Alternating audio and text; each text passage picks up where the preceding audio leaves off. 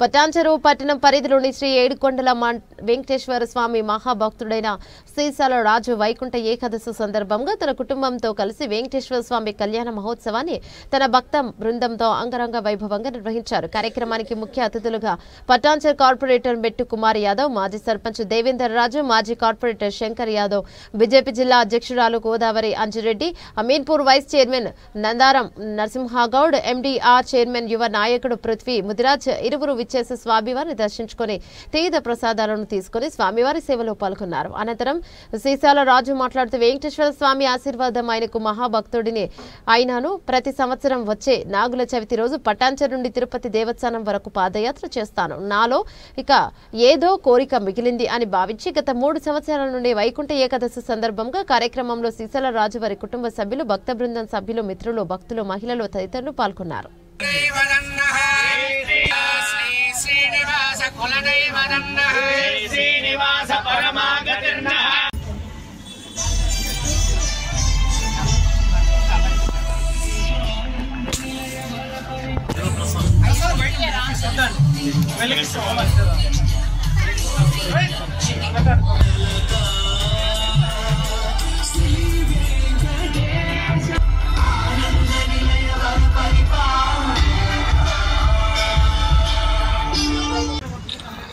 Okay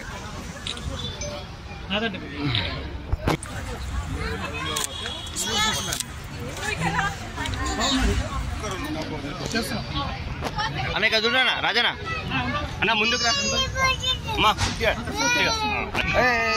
వస్తుండు చూడమ్మా చూడు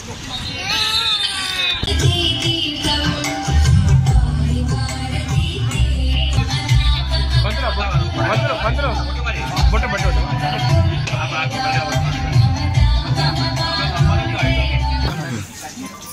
జై శ్రీ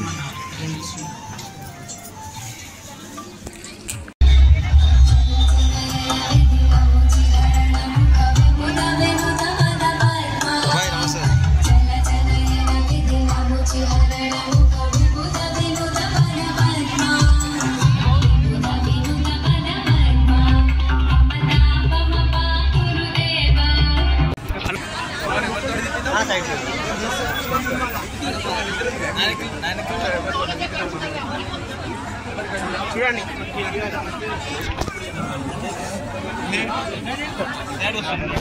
ఇంకొక నిమిషం నిలబడి అక్కడ పోయిండు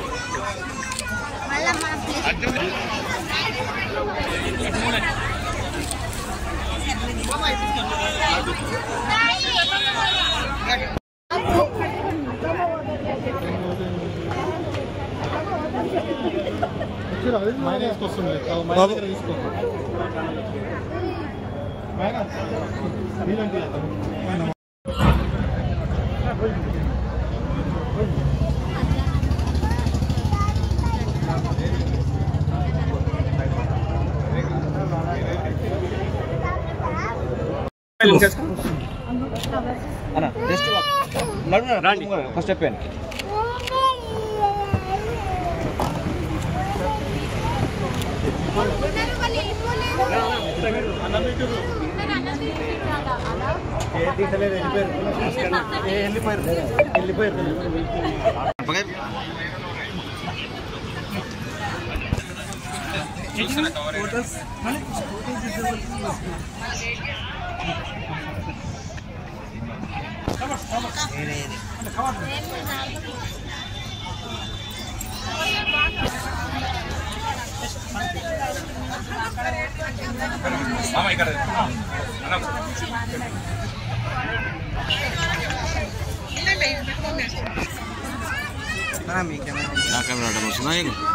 అయ్యో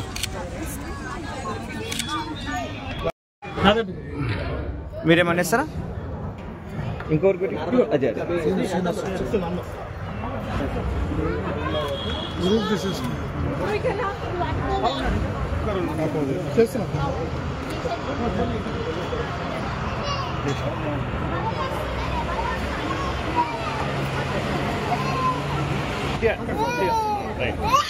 వెయిట్ కొద్దిగా వెనక్కి రండి.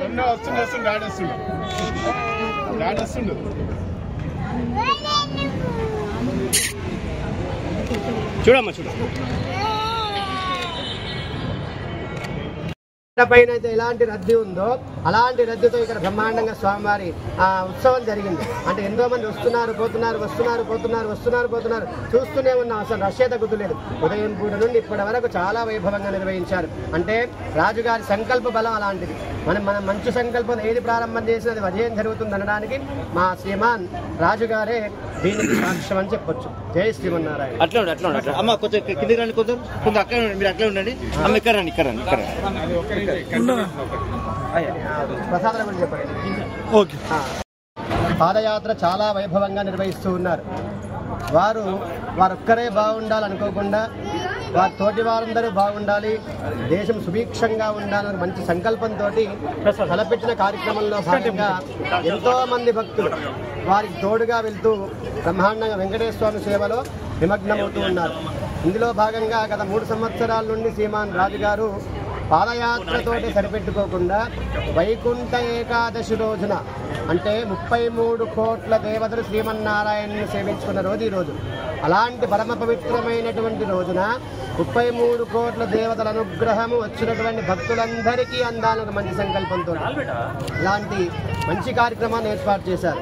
ఇందులో ఉదయం పూట సుదర్శన హోమం చాలా వైభవంగా జరిగింది. సుదర్శనుడు అంటే మంచి మార్గాన్ని సూచించేవాడు అని అర్థం అన్నట్టు. అలాంటి మంచి మార్గంలో అందరూ నడవాలి, అందరికీ ఉండేటువంటి దోషాలు తొలగిపోవాలి, అందరూ బాగుండాలి ఒక సుదర్శన హోమాన్ని ఉదయం పూట నిర్వహించి ఆ తర్వాత బ్రహ్మాండంగా వెంకటేశ్వర స్వామి వారిని మన పటాన్చెరు బస్టాప్ నుండి ఇక్కడ బగ్గీలో గుర్రపు బండిలో వేద మంత్రాలతోటి వేద తాళాలతోటి మంగళ వాయిద్యాలతోటి జయ జయ ధ్వనులతోటి ఇక్కడ వరకు తీసుకొచ్చారు కళ్యాణ మండపం స్వామివారిని. స్వామివారి వారి ఇంట్లోనే అలంకారమూర్తులుగా తయారు చేయించి స్వామివారికి పట్టు వస్త్రాలు సమర్పించి స్వామివారిని తీసుకొచ్చినారు మండపంలోకి. మండపంలో బ్రహ్మాండంగా తిరుమల వెంకటేశ్వర స్వామి కళ్యాణం అయితే ఏ విధంగా జరుగుతుందో అలాంటి పద్ధతిలోనే అలానే వేద మంత్రాలతో మంగళ వాయిద్యాలతో చాలా వైభవంగా జరిగింది. మంచి మంచి కీర్తనలు తాళము మేళము ఇవన్నీతో కూడుకుని బ్రహ్మాండం కళ్యాణం ఉదయం నుంచి నిర్వహించారు శ్రీమాన్ రాజుగారు. అలాంటి రాజుగారికి వెంకటేశ్వర స్వామి అనుగ్రహం బ్రహ్మాండంగా లభించాలని మనందరం కలిసి కోరుకుందాం. ఈ వెంకటేశ్వర స్వామి కళ్యాణంలో ఈ వైకుంఠ ఏకాదశి రోజున శ్రీ వెంకటేశ్వర స్వామి కళ్యాణం చేస్తే దేవాలయాల్లో కూడా ఇంతమంది భక్తులు రారేమో అన్నట్టుగా మరో తిరుమలని తలపిస్తుంది అన్నట్టుగా భక్తులు కొన్ని వేల మంది వచ్చారు ఇక్కడికి. శేషరాజు పటంచెరు వాస్తవుని.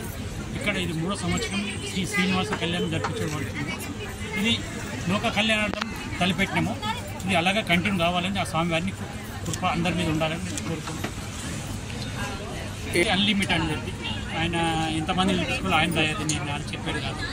అది ఇది కూడా చిన్న కలియుగ వైకుంఠం ప్రసాదాలు ఇస్కాన్ టెంపుల్కి వెళ్ళి వచ్చింది. వాళ్ళు చాలా మంచి రుచికరమైన పదార్థాలు సప్లై చేశారు. మా పంతులు గారు కూడా మంచి సహకరించి మంచి పూజలు చేశారు. అందరి ప్రజల్లో మెప్పు పొందాలని మేము అందరం. ఓకే.